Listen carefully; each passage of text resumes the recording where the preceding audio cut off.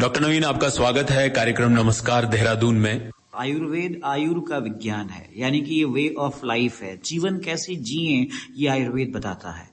यहाँ कहा गया है कि इसमें आयु कैसे आपकी आगे बढ़े, और जिसे हेल्दी एजिंग नाम दिया गया, इसे आयुर्वेद में सुखायु कहा गया है। कहा गया है कि यदि आप अपनी आयु को सुखपूर्वक जीते हैं, यानी बिना रोग के जीते हैं, तो वो सुखायु है। ऐसे में आयुर्वेद बहुत इंपॉर्टेंट काम करता है। मैं आपको बताना चाहूंगा कि आयुर्वेद की दिनचर्या और ऋतुचर्या, जिसे कहा जाता है कि कैसे आप अपनी दिनचर्या का पालन करें, ऋतु के अनुसार आपका आहार विहार कैसा हो, ये सब आयुर्वेद बताता है। इसके अलावा मैं आपको बताना चाहूंगा कि आयुर्वेद में रसायन एवं वाजीकरण, ये दो ऐसी विद्याएं हैं जिनका प्रयोग करके हम अपने आप को वृद्धावस्था से संबंधित बीमारियों से दूर रख सकते हैं। इसके अलावा आयुर्वेद में स्वस्थ वृत्त विभाग में के अंतर्गत आपको योग, प्राणायाम, इन सभी का अभ्यास वर्णित है। मैं आयुर्वेद का जीवन शैली से संबंधित समस्याओं में सबसे जो महत्वपूर्ण उपयोग है वो डिटॉक्सिफिकेशन के रूप में है। आप जानते होंगे कि हमारे शरीर में नियमित रूप से शरीर की दैनिक गतिविधियों के कारण टॉक्सिन्स बनते हैं। इनको नियमित रूप से व्यायाम इत्यादि कर्मों से हम बाहर निकालते हैं, लेकिन हमारे पास पंचकर्म जैसी एक विद्या है जिससे हम बॉडी को डिटॉक्सिफाई करते हैं। जैसे हम किसी यंत्र को ओवर ऑयल करके सर्विस करके एकदम हेल्दी बनाते हैं, उसे एकदम चुस्त और दुरुस्त बनाते हैं, ऐसे ही शरीर को बिल्कुल चुस्त और फिट बनाने के लिए, यानी हेल्दी एजिंग, यानी कि जिसे हम कहते हैं वृद्धावस्था को बहुत दूर रखने के लिए, हमारे पास ऐसी विद्या पंचकर्म है, ऐसी विद्या मर्म है, ऐसी ही हम योग और प्राणायाम का अभ्यास है। इसके अलावा आयुर्वेद जो है वो संतुलित आहार की बात करता है। आहार कैसे लेना चाहिए, कितना लेना चाहिए, ऋतु में कौन सा आहार होना चाहिए, इन सभी बातों को, पथ्य और अपथ्य, इन सभी बातों को बताता है।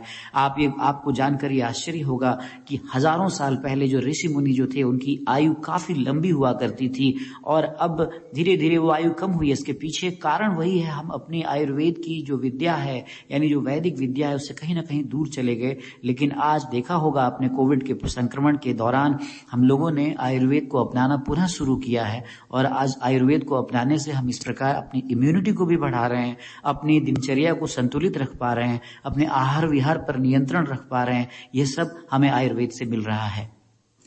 जोशी सर, बहुत ही महत्वपूर्ण और बहुत ही उपयोगी जानकारी आपने हमारे श्रोताओं तक पहुंचाई। एक सवाल मैं और जोड़ना चाहूंगा आज के इस अंक में कि कोविड की पिछले विगत 2 वर्षों से जो लोग समस्याएं झेल रहे हैं, और आयुर्वेद ने ये दावा किया कि वो लोगों के इम्यून सिस्टम को अपनी आयुर्वेद के माध्यम से, दवाइयों के माध्यम से वो एक पक्ष में मजबूत करता है कि लोग अपनी देखभाल रख पाएं। और एक तरफ ये सवाल है कि जो यूथ है वो नशा, चाहे उसे सिगरेट, शराब, इन सब के प्रति उनका ध्यान जो बढ़ा है, और जो ये कुरीतियां हैं, और जो ये जिस तरीके से यूथ का एक अधिकतर समय इन चीजों में जाता है, जिसको सरकार व प्राइवेट माध्यम से आप जैसे उपयोगी लोग समाज में इन चीजों को दूर करना चाहते हैं, और किस तरीके से वो एक सही रास्ते पर चलें।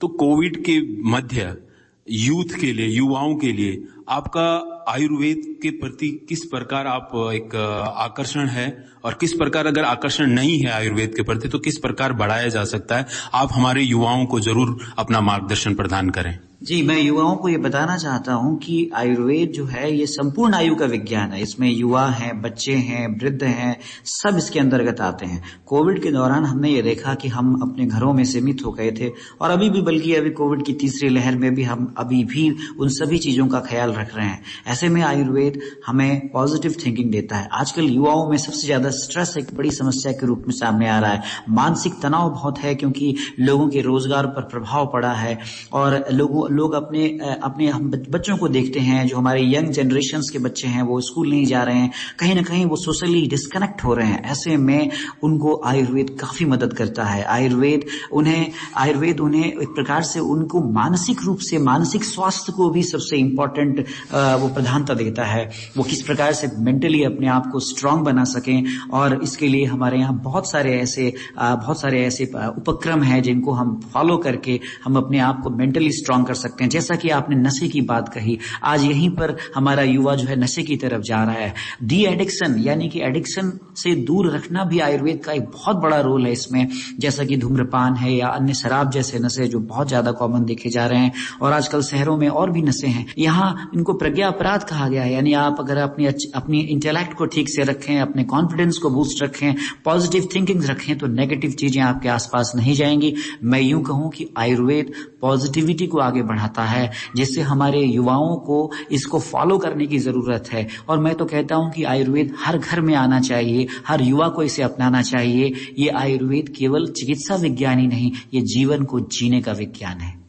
अच्छा डॉक्टर जोशी, कुछ छोटी छोटी चीजें होती है जो सभी के घरों में होनी चाहिए। तो आयुर्वेद मतलब हम लोग भारतीय लोग हैं तो हम मसालों का बहुत खाने में प्रयोग करते हैं, तो इस तरफ मैं आपसे जरूर ले जाऊंगा कि किस तरीके से कुछ छोटी मोटी चीजें जो घरों में उपयोगी रूप में होनी ही चाहिए, कि अगर आपको सर्दी जुकाम या कुछ भी ऐसे सिम्टम्स आते हैं तो आप उनको तुरंत लेके और राहत पा सकें। बहुत बढ़िया सवाल किया आपने, क्योंकि हमारा जो किचन है वो हमारा एक प्रकार से हमारी औषधि शाला है।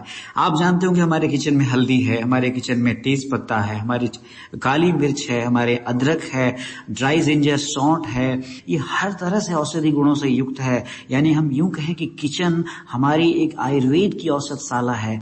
सुआयु यानी कि हेल्दी एजिंग, अपनी आयु को एक अपने अनुसार ढाल सकें, उसका जाते जाते एक आप मंत्र आप जरूर बताएं। जी, बहुत अच्छा। सुखायु या सुवायु जिसे आप कह रहे हैं, उसके लिए मंत्र यह है कि प्रातःकाल ब्रह्म मुहूर्त में उठें 4 बजे से 6 बजे तक। कहीं ना कहीं अपने जीवन में योग, प्राणायाम और कोई भी व्यायाम को आप अपना हिस्सा बनाएं, संतुलित आहार रखें, पॉजिटिव थिंकिंग रखें। बहुत बहुत धन्यवाद इतनी महत्वपूर्ण जानकारी पहुंचाने के लिए और नमस्कार देहरादून में बात करने के लिए। धन्यवाद आपका बहुत बहुत। श्रोताओं, इस बात के बाद मैं आपसे बस यही कहना चाहूंगा कि आयु यानी कि उम्र और वेद यानी कि वेद विज्ञान, तो वेद विज्ञानों से जुड़ा हुआ जो आयुर्वेद है उसका पालन आप करें और साथ ही हमें बताएं कि आपको हमारा प्रोग्राम कैसा लगता है।